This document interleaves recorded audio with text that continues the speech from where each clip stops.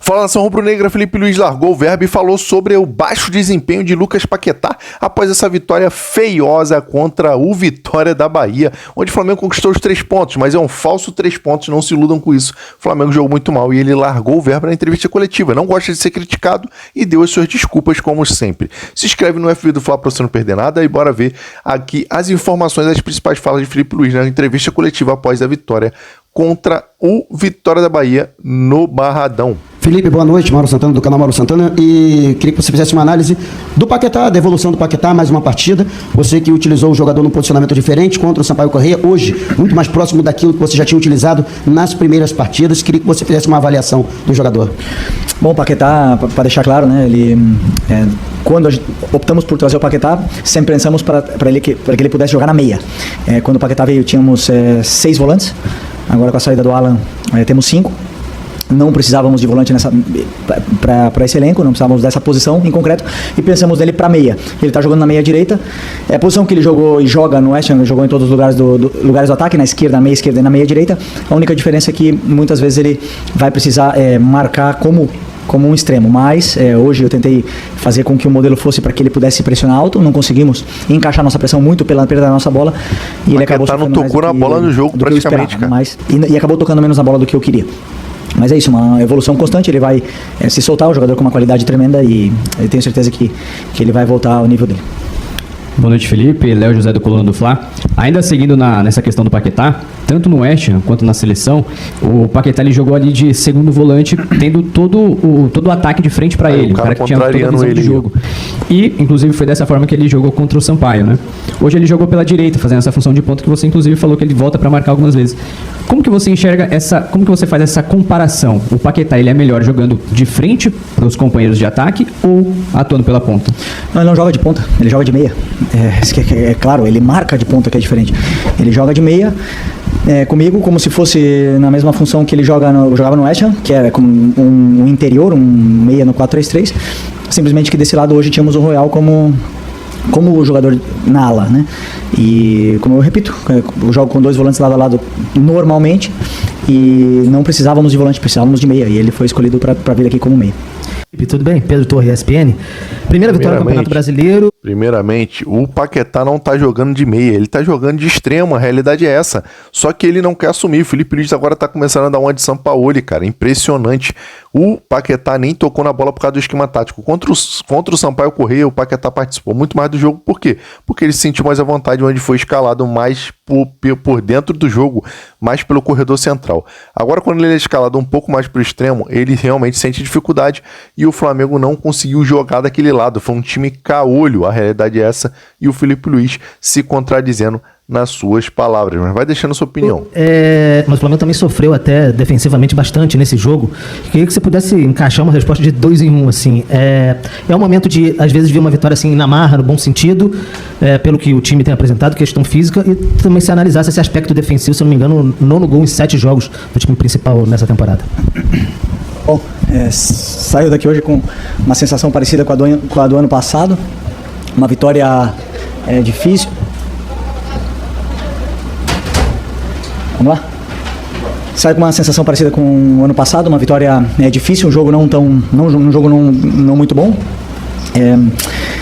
Na verdade foi um jogo muito difícil. Imaginávamos um jogo, esperávamos com um melhor refino técnico também. Em algumas jogadas pareciam crianças jogando.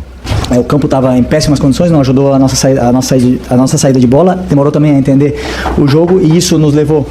Isso fez com que nossa equipe perdesse muitas bolas, não conseguíssemos sair do nosso campo, e o jogo claramente estava pedindo profundidade, tanto é que o segundo gol do Cebolinha veio num ataque ao espaço, e tínhamos poucos jogadores com essa característica no primeiro tempo. No segundo tempo, com o resultado, eu sabia que o jogo pedia isso, mas com o resultado esperava com algumas correções que melhorasse, e melhorou.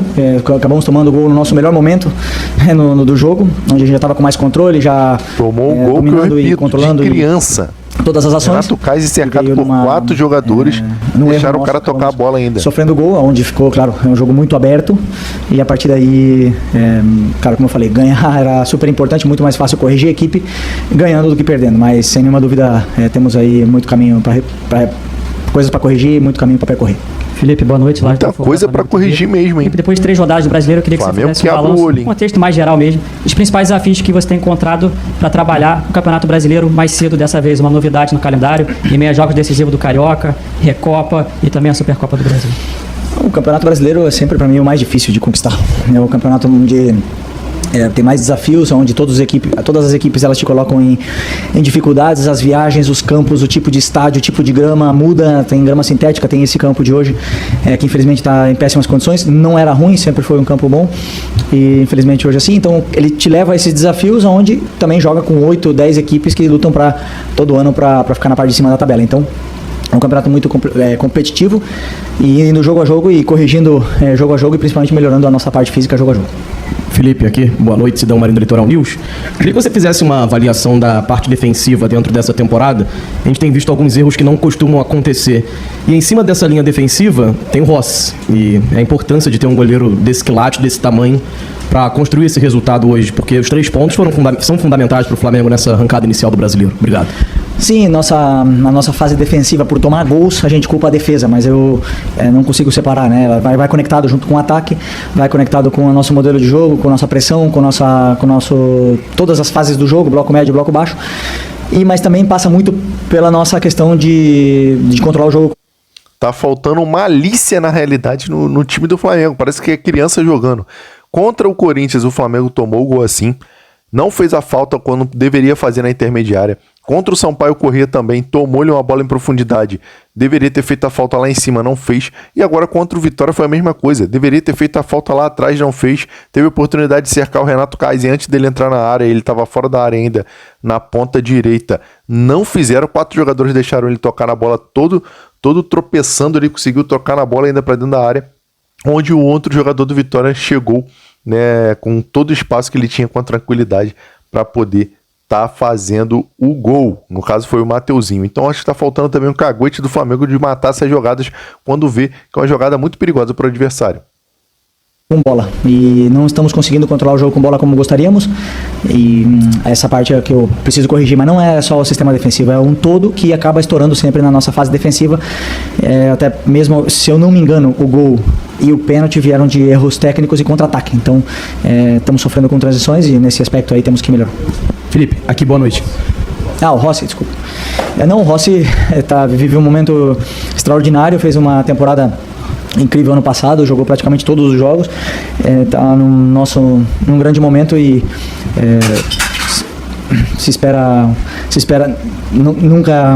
sempre que o goleiro faça o simples e o seguro, mas quando faz uma atuação dessa temos que sempre reconhecer o nível do momento dele. Aqui agora, boa noite.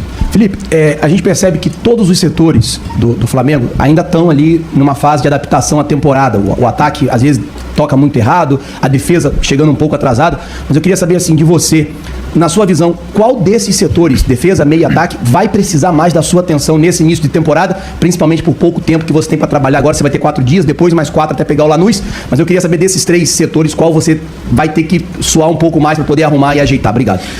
Não, a gente treina todos os setores juntos, depois, claro, existem os treinos setoriais e tudo mais, que eu passo todo o conteúdo sempre durante toda a semana e a nossa evolução é coletiva, né? Sempre penso em corrigir todos os setores do campo. O nosso refino técnico do jogo do Maracanã foi muito melhor com o passar dos minutos, os jogadores foram se soltando, mas a maioria dos jogadores que jogaram aquele jogo não estavam hoje. E como eu falei, o gramado nessas condições, o adversário que nos impôs uma pressão que era difícil de sair, e precisávamos desse refino técnico e também de profundidade, não conseguimos, então isso nos empurrou cada vez mais para perto da nossa área e acabamos sofrendo. Mesmo assim, soubemos sofrer bem no primeiro tempo e fomos com um resultado muito positivo para o segundo tempo, pelos jogadores determinantes que temos. Depois no segundo tempo, como eu falei, no melhor momento nosso, acabamos tomando esse gol que deixou tudo aberto. É isso aí, Nação Rubro-Negra, as principais falas de Felipe Luiz. Você concorda, discorda com o que ele falou de Paquetá, com o que ele falou do esquema de jogo, com o que ele falou da evolução do Flamengo? Deixe sua opinião nos comentários, que ela é muito importante. Se inscreve no canal FP do Fla para você não perder nada do Mengão e até o próximo vídeo.